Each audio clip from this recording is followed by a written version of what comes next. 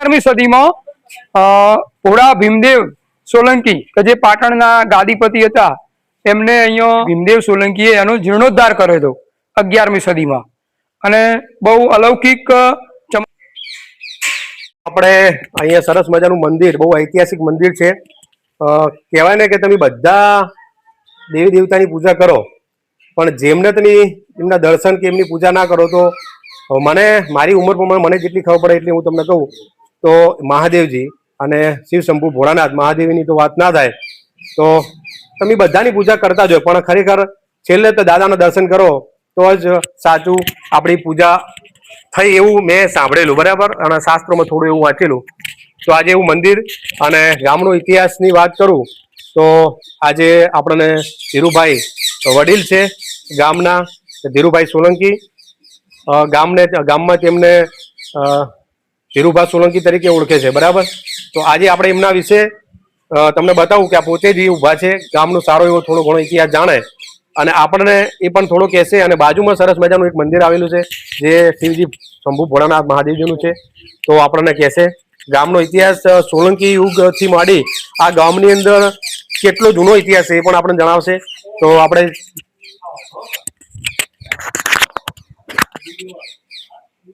કંબોઈ ગામ આમ તો કહેવાય છે કે બહુ પ્રાચીન ગામ છે। ઘણા વર્ષો પહેલા અહીંયા આહિર જ્ઞાતિના લોકો રહેતા હતા। કાળક્રમે પરિવર્તનો આવ્યા અને અહીંથી એ સમાજના લોકોએ કોઈ પણ કારણસર અહીંથી પલાયન કર્યું। એ પછી 13મી સદીમાં અમારા રાજપૂત સમાજના કાલરી મુકામેથી જે અમારા વડવાઓ હતા એ 13મી સદીમાં અહીંયા કંબોઈ ખાતે જે પહેલા કહેવાય કે ગામ ગરાસદાર રાજપૂતો હોવાના નાતે એમના ભાગ્યા આ વિસ્તારનો ગરાસ આવ્યો એટલે અહીંયા આવીને વસવાટ કર્યો। એમની સાથે બધી જ્ઞાતિના લોકો જે પ્રાચીન કાળની પરંપરાઓ હતી એ પ્રમાણે આ ગામમાં પણ આવીને વસવાટ કર્યો હતો। આ ગામમાં હિન્દુ સમાજની દરેક જ્ઞાતિના લોકો સૌ પટેલ, બ્રાહ્મણ, રાજપૂત, રબારી, ઠાકોર, વણકર, દરજી, સુથાર, પ્રજાપતિ બધી જ્ઞાતિના લોકો સાથે હળીમળીને રહે છે। અહીંયા આપણે જ્યાં ઊભા છીએ ત્યાં આ મંદિરનો જે દરવાજો છે એ મૂળ અંદર શિવાલય છે અને એ પછી રામજી મંદિરની પણ અહીંયા પ્રતિષ્ઠા થઈ હતી। તો શિવાલય જે છે એની વાત કરીએ તો 11મી સદીમાં ભોળા ભીમદેવ સોલંકી કે જે પાટણના ગાદીપતિ હતા એમને અહીંયા આ જે કહેવાય કે ધોંગધ્રાનો જે કાચો પથ્થર જે કહેવાય છે એ વખતનો એ પથ્થરનું અહીંયા સુંદર શિલ્પ કળા સાથેનું શિવ મંદિર એટલે મહાદેવજી જેનું નામ છે ચંદ્રમૌલીશ્વર મહાદેવ તરીકે અહીંયા એમને બંધાવેલું। અને કાળક્રમે અત્યારના સમયમાં જોઈએ તો થોડું મંદિર જર્જરિત થયું છે પણ બહુ પવિત્ર અને ચમત્કારિક શિવલિંગ અહીંયા સ્થાપિત થયેલું છે, બિરાજમાન શિવ શંભુ છે। સાથે સાથે અહીંયા મંદિરની અંદર એક વર્ષો પહેલા સંત જેવા મહાત્મા જેવા થઈ ગયા એમને રાત્રે સ્વપ્નમાં આવીને ભગવાને સ્વપ્ન આપ્યું અને એમને પણ કહ્યું કે ભાઈ મારું શિવલિંગ અહીંયા તું સ્થાપિત કરજે। એટલે એમને સ્વપ્નમાં આવીને જગાડીને કીધું એટલે બીજા પણ જાગેશ્વર મહાદેવનું મંદિરની પણ અહીંયા મહારાજના જે સંતના હાથે અહીંયા સ્થાપના કરવામાં આવી હતી।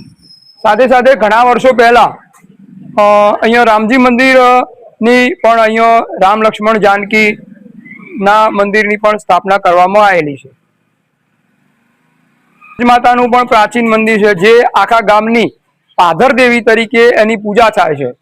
ગામમાં ગમે ત્યારે લગ્ન પ્રસંગ હોય તો ગામના બધા જ લોકો ત્યાં માતાજીએ દર્શન કરવા જાય અને લગ્ન કરીને આવ્યા પછી ત્યાં દરેકની છેડાછેડી છોડવાની પરંપરા જે છે એ ત્યાં શિવોજ માતાના મંદિરે થાય છે।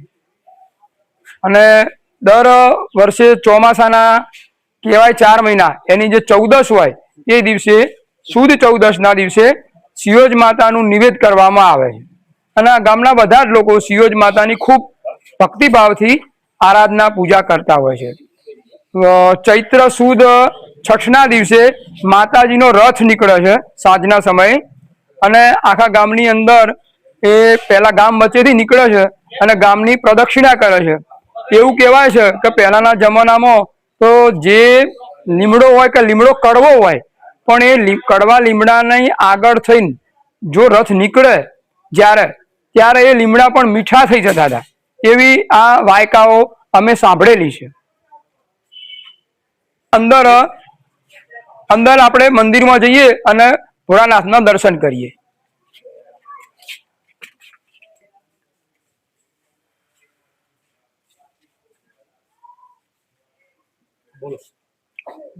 આ છે રામ પરિવાર. અમે જ્યારે નાના હતા એટલે આજથી લગભગ 40-45 વર્ષ પહેલા આ સુંદર અલૌકિક ભગવાનના વિગ્રહની પ્રાણ પ્રતિષ્ઠા કરવામાં આવી હતી, અને એ પહેલાનું અહીંયા પ્રાચીન નાનું એવું મંદિર હતું. ચલો બધા દર્શન કરીએ. બોલો શ્રી રામચંદ્ર ભગવાન કી જય.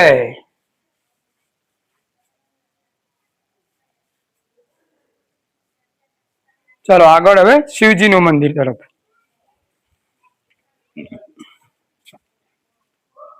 તો આપણે દાદાના દરબારમાં આવી ચૂક્યા છીએ. સાહેબશ્રીએ ખૂબ સારી માહિતી આપી. માહિતી ખરેખર આપણને ગૌરવ થાય એટલો બધો ઇતિહાસ અહીંયા જોવા અને જાણવા મળ્યો. વિશેષ એ વાત છે કે તમે ખરેખર દર્શન કરવા તમે જાઓ મહાદેવના શ્રાવણ મહિનાની અંદર, પણ આ મંદિર જોતા મને પણ એવું થયું કે એક સોમવાર તો ફાઇનલ આપણે અહીંયા દર્શન કરવા અને પૂજા અર્ચના કરવા આવવાનું ફાઇનલ મનમાં નક્કી જ કરી નાખ્યું. મંદિર તમને પણ બતાવું. મંદિર બહુ જૂનું છે અને સાહેબે વાત કરી કે લગભગ 11મી સદીનું. મંદિર જોશો એટલે તમને ખબર પડી જ જશે એવું સરસ મજાનું મંદિર છે. અને મંદિર વિશે બાકીની માહિતી ધીરુભાઈ સાહેબ આપણને સોલંકી સાહેબ આપશે. આગળ મેં કહ્યું એમ કે 11મી સદીમાં ભોળા ભીમદેવ સોલંકીએ બનાવડાયેલું મૂળ જે લિંગ છે ભગવાનનું, એ શિવલિંગ સ્વયંભૂ છે, પણ કાળક્રમે એના ઉપર જે તે વખતે મંદિર બન્યું છે, પણ પછી ભીમદેવ સોલંકીએ એનો જીર્ણોદ્ધાર કર્યો હતો 11મી સદીમાં. અને બહુ અલૌકિક ચમત્કારિક શિવલિંગ છે. ગામના લોકો ખૂબ ભક્તિભાવથી ભગવાનને માને છે અને ભગવાન સૌ લોકોની મનોકામના પૂર્ણ કરે છે. એટલે ખૂબ લોકોને ભગવાન ઉપર શ્રદ્ધા છે. ચલો આપણે દર્શન કરીએ. મિત્રો તમે જોશો તો આ મંદિરના અવશેષો છે, બહુ ઐતિહાસિક અવશેષો છે. અને મંદિર હોય એની બાજુમાં વડ અને પીપળો, તે પવિત્ર વૃક્ષ કહેવાય છે. તો આપણને એ પણ અહીંયા જોવા મળ્યું. અને આ પણ જોતા એવું લાગે કે બહુ જૂનું છે. હવે મંદિર તરફ તમને લઈ જવું તો તમે જોશો તો તમને બે ઘડી આનંદ થઈ જશે એવું વૈભવશાળી અને ઐતિહાસિક મંદિર આપણને અહીંયા જોવા મળ્યું. તો તમે મંદિરના પહેલા દર્શન કરી લો, પછી શિવ શંભુના દર્શન કરાવું. કહેવાય છે કે સ્વયંભૂ આ મંદિર બનેલું છે. શિવલિંગ પણ જે મહાદેવજીનું છે સ્વયંભૂ છે. અહીંની કલાકૃતિ તમે જોશો તો હજારો વર્ષોની એની એ જ સ્થિતિમાં આપણને જોવા મળી. એટલે ખરેખર આપણને આનંદ થાય.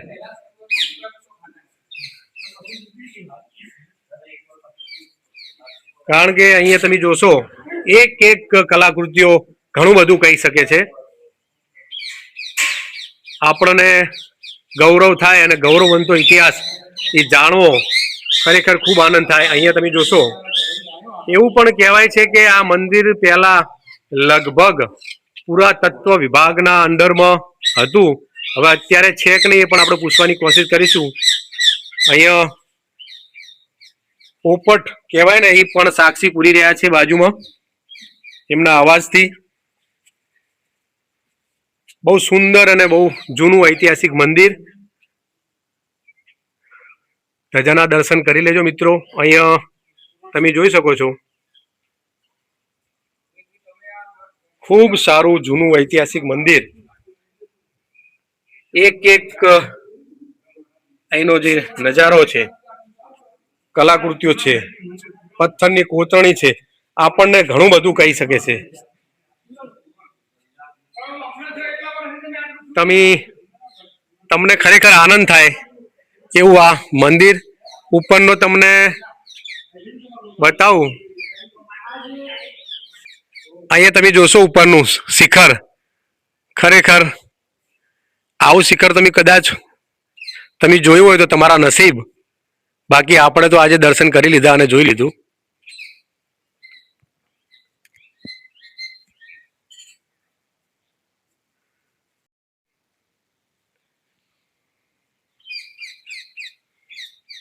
આ મૂર્તિઓ પણ હાલ પણ કઈ આપણને કહી રહી હોય એવું દેખાય.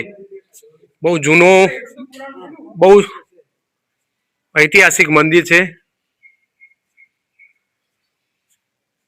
અહીંયા તમે જોશો તો એના પછી મંદિર અહીંયા ફરીવાર નિર્માણ કરેલું. એ મંદિરનું નામ છે શ્રી જાગેશ્વર મહાદેવ. અહીંયા એના પછી નિર્માણ થયેલું છે. એના પણ દાદાના દર્શન કરી લો. આ પણ બહુ જ જૂનું છે.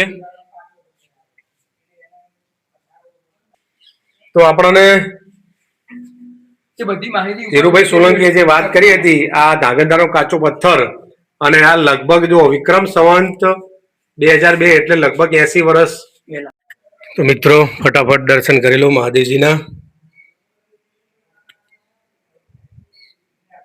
80 વર્ષ પહેલા બનેલું મંદિર.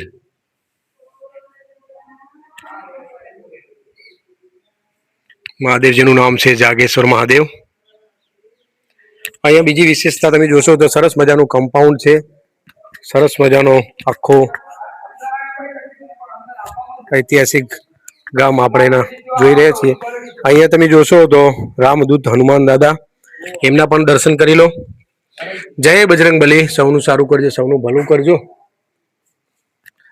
અને મિત્રો હવે આપણે મેઇન મંદિરમાં દર્શન કરીએ. તો ચલો દર્શન કરી લઈએ. તો ફટાફટ દર્શન કરી લેજો. નંદી મહારાજ, અને અહીંયા તમે જોશો તો ઐતિહાસિક શિવલિંગ સ્વયંભૂ.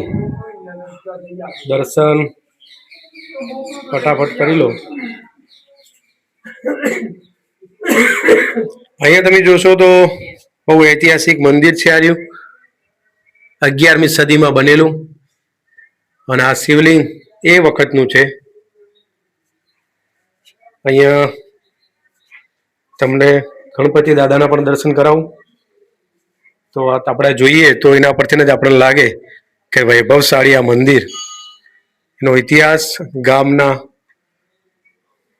દરેક ખૂણે જોવા મળે એવો ઉજળો ઇતિહાસ છે. સરસ મજાનું મંદિર તમે જોશો તો આપણને જોવા મળે. ખરેખર ખૂબ આનંદ થાય.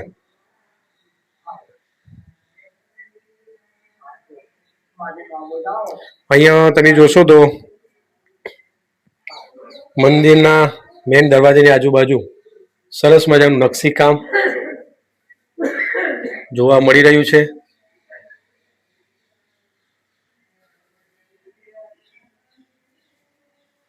મંદિરની અને ગામની જેટલી વાતો કરીએ એટલી ઓછી, કારણ કે જે નકશીકામ આપણે જોઈએ અત્યારે આવું નકશીકામ ભાગ્યે જ તમને જોવા મળે એવો આ વૈભવશાળી ઇતિહાસ આપણને જોવા મળ્યો. અને દર્શન પણ તમે સરસ મજાના શ્રી શંભુ મહાદેવના કરી લેજો. ચલો હું પણ કરી લઉં. જય મહાદેવ.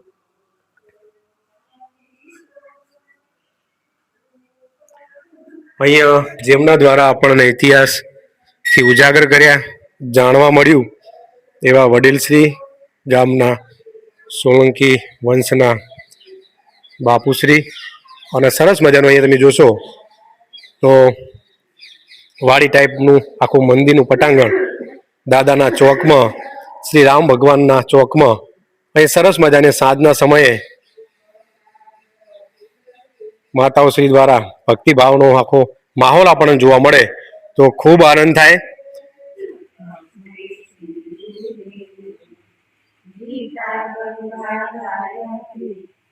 ગીતા સત્ય સરસ્વતી બ્રહ્મ વિદ્યા વૈદેહી વૈષ્ણવ દામો કબીરી